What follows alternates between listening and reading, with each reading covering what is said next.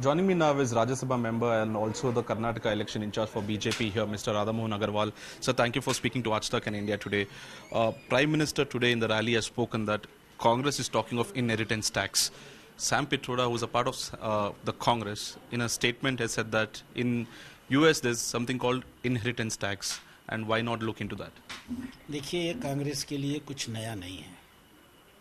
कांग्रेस अपनी स्थापना से ही मुस्लिम तुष्टीकरण की राजनीति करती रही है। उसके डीएनए का ये हिस्सा है, क्योंकि उनके संस्थापकों की सोच ऐसी रही है। वो तो कहते रहे हैं ना कि मैं विचारधारा से ईसाई हूँ, सोच से मुस्लिम हूँ और एक्सीडेंटली मैं हिंदू हूँ।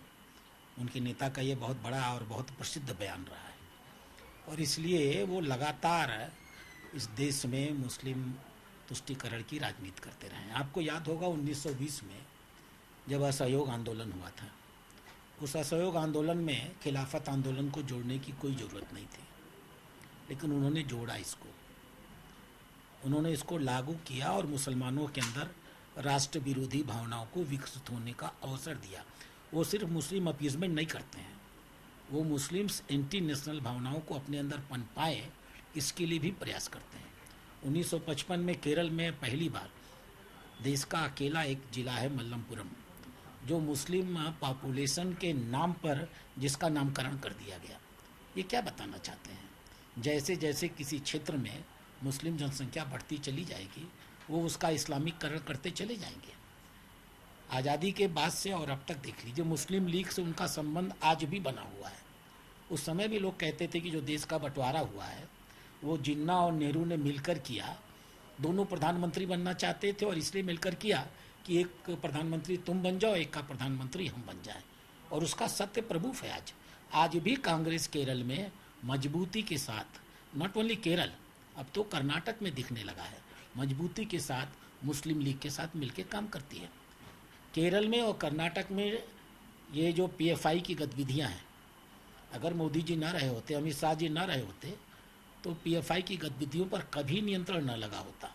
ये हमेशा अपने शासन में राष्ट्र विरोधी ताकतों को मजबूत करते रहे। सिर्फ यही नहीं, पूरे देश में कहीं भी आतंकवादी मरता है तो वो पीड़ित होते हैं, उनके अंदर एक पीड़ा आती है। अपने सैनिकों और अपने सिपाहियों की मौत पर उनको बुरा नहीं लगता, वो मुसलमानों की मौत पर बुरा मानते हैं। अभी नक्सलवादियों की आपने देखा, हमारी सेनाओं ने जाकर नक्सलवादियों का उन्होंने उनको समाप्त किया। 28 या 30 नक्सलवादी मारे गए। कांग्रेस के नेताओं ने क्या कहा? कांग्रेस के नेताओं ने उन नक्सलवादियों को शहीद का दर्जा दे दिया। कितना शर्मनाक है। पुलवामा का केस हुआ, सर्जिकल स्ट्राइक हुई, उन्होंने सेना से उसके सबूत मांग लिए। तो ये तो अपनी सोच में ये लोग राष्ट्र विरोधी और मुस्लिम तुष्टीकरण की राजनीति करते रहे हैं, और कोई नई चीज़ उनकी नहीं है।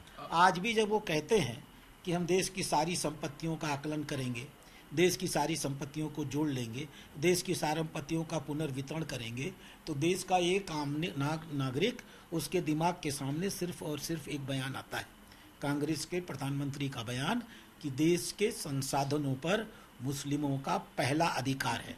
ये बयान है माननीय प्रधानमंत्री मनमोहन सिंह का। अगर ये बयान गलत हो तो वो चैलेंज कर दें। यानी आप पूरे देश के सारे संसाधन इकट्ठा करेंगे, उनके सबूत इकट्ठे करेंगे, और फिर चूंकि आप मानते हैं कि संसाधनों पर पहला अधिकार मुस्लिम समुदाय का है, इसलिए आप उनमें बांट देंगे। तो इस बात को प्रधानमंत्री कैसे स्वीकार कर सकते हैं? इस देश को, इस बात को देश के करीब करीब 120 करोड़ लोग कैसे स्वीकार कर सकते हैं? ये राष्ट्र विरोधी कर्तव्य है उनका।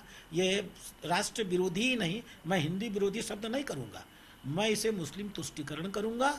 और संपूर्ण गैर इस्लामिक समाज जो भारत में रहता है, हिंदू हो, क्रिश्चियन हो, बुद्ध हो, जैन हो, पारसी हो, सिख हो, यह उन सब के खिलाफ हैं। वो सिर्फ एक समाज को लेकर के चलना चाहते हैं। सर, खरगे का ये कहना है कि हमने हमारे मैनिफेस्टो में ऐसा लिखा ही नहीं है, ये उनका खुद का इंटरप्रिटेशन है। हमने पीएम साहब से टाइम भी मांगा है कि जाके उनको कन्विंस करे कि कहाँ लिखा है, हमने ऐसे तो लिखा ही नहीं है, हमने आप लोग का मिस इंटरप्रिटेशन है। देखिए, खरगे साहब की तो मैं गारंटी दे सकता हूँ, उन्होंने अपना घोषणा पत्र पढ़ा भी नहीं होगा। जो मंचों पर चढ़ करके ये कहता हो कि इस देश की आज़ादी की लड़ाई के लिए राहुल गांधी ने बहुत बड़ा बलिदान दिया, राहुल गांधी के टुकड़े टुकड़े हो गए, जिस आदमी का मानसिक स्तर ऐसा है, वो आदमी घोषणा पत्र की बात करेगी तो दुनिया हंसेगी, और दुनिया हंस रही है। और खड़गे कितने बड़े नेता हैं, इसी कर्नाटक के तो हैं। उनकी हिम्मत तक नहीं हुई लोकसभा का चुनाव लड़ने की। जिस क्षेत्र से वो 9 बार विधायक रहे हैं, 2 बार सांसद रहे हैं, वहाँ वो चुनाव लड़ने की हिम्मत नहीं जुटा सके। पूरे देश ने इस बात को देखा है। इसलिए खड़गे के बयानों को यह देश और भारतीय जनता पार्टी सिर्फ इसलिए, सबको मालूम है कि वो डमी मुख्यमंत्री। आपने वो वीडियो देखी है कि नहीं? खड़गे साहब पानी पीना चाहते हैं, पहले सोनिया गांधी से पूछते हैं, वो कहती है पी लो, तो फिर वो राहुल गांधी से कहते हैं, राहुल गांधी कहते हैं पी लो, तो वो पानी पी लेते हैं। तो ऐसे डमी राष्ट्रीय अध्यक्ष के बात को कौन संज्ञान में लेगा और कौन गंभीरता से लेगा? सर आखिरी सवाल सर, राहुल गांधी ने अभी कहा है कि जो 10% वेल्थ है, जो 10% वेल्थी लोग हैं इंडिया में, उनका वेल्थ रीडिस्ट्रीब्यूट करना चाहिए। 90% सोसाइटी में जितने पास गरीब लोग हैं उनको वो इक्वल देना चाहिए। उनके परिवार के बारे में विदित है। उनके परदादा का कपड़ा भी धुल के आता था इंग्लैंड से। मोतीलाल नेहरू और जवाहरलाल नेहरू अपना कपड़ा धुलवाने के लिए जहाज़ से इंग्लैंड भेजा करते थे और वहाँ से धुल के आता था। और इस देश में अगर रिचेस्ट राजनीतिक परिवार कोई होगा जिसके पास सबसे अधिक पैसा होगा, तो वो कांग्रेस का गांधी परिवार है। पहले वो अपने गांधी परिवार के पैसों को भाजपा के कार्यकर्ताओं को न दें, कांग्रेस के कार्यकर्ताओं में ही बांट दें। उसके बाद उनको कहने की उनकी बातें सुनी जाएंगी। अपना पैसा वो किसी कांग्रेस के कार्यकर्ता को भी नहीं देंगे। और जिन लोगों ने मेहनत से कमाया होगा, आज एक राजनीतिक स्टंट पैदा करने के लिए किसने बढ़ाया था अंबानी को? मैं वो पूरे दृष्टांत दे सकता हूँ किसने किसने अडानी और अंबानी को बढ़ाया है। इतनी ही चिंता थी तो जहाँ कांग्रेस शासित राज्य थे, चाहे राजस्थान रहा हो, चाहे छत्तीसगढ़ रहा हो, क्या वहाँ अडानी और अंबानी को उन लोगों ने ठेके नहीं दिए हैं? इतने ही बुरे थे तो उनको तो अडानी और अंबानी की संपत्तियाँ जब्त कर लेनी चाहिए थी। लेकिन उन्होंने एक मुंह से अडानी और अंबानी का विरोध किया और दूसरे मुंह से अडानी और अंबानी को राजस्थान में और छत्तीसगढ़ में बुला करके उनको करोड़ों अरबों के ठेके दिए। तो राहुल गांधी के वक्तव्य निहायत पाखंडपूर्ण होते हैं, उनको जनता गंभीरता से नहीं लेती है। Thank you so much.